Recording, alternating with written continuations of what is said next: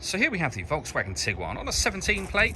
I'm going to start off by showing you around the outside of the car, and then we'll hop in and run through some controls on the inside. But from the outside you can see it's a 5-door car with alloy wheels.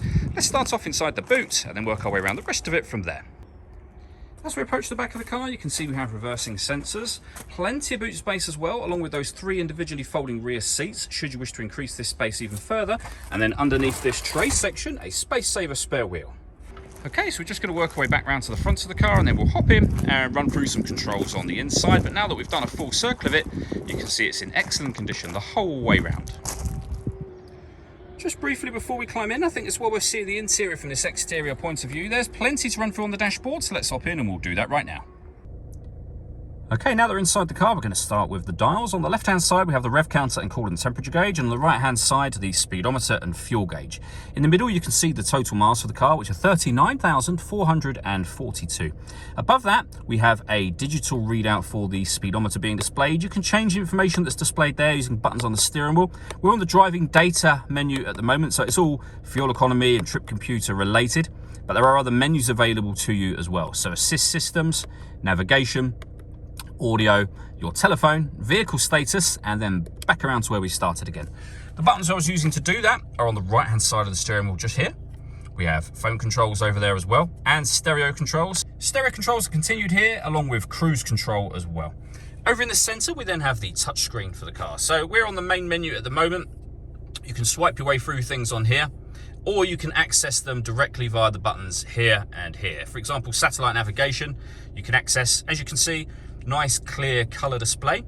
Up on the radio button, and then hit this button just here, you can see you've got DAB, FM and AM radio. Media is where you'll listen to your own music, and again, plenty of ways to do that. CD player, SD memory card input.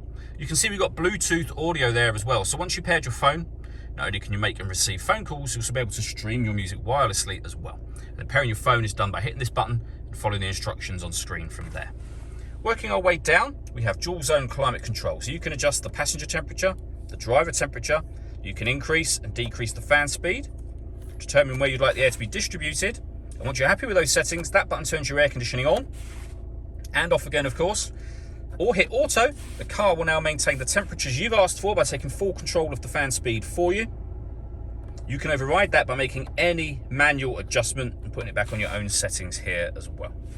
Underneath that, we have USB input, auxiliary input, and a 12-volt charging socket. The gear lever for the fully automatic gearbox. We have an electronic handbrake with auto hold function. We can turn off our traction control. We can turn off our parking sensors. We can also turn off the stop and start. This car is designed to cut out when it's stationary in traffic to save you fuel. That system is now off. And lastly, this dial will change the driving setup of the car. For icy roads, you can put it in for normal. For off-road individual, so you can customize it yourself. And then the mode button in the middle will also help you change the settings. So for example, up here, and then you can change any of these settings you wish to.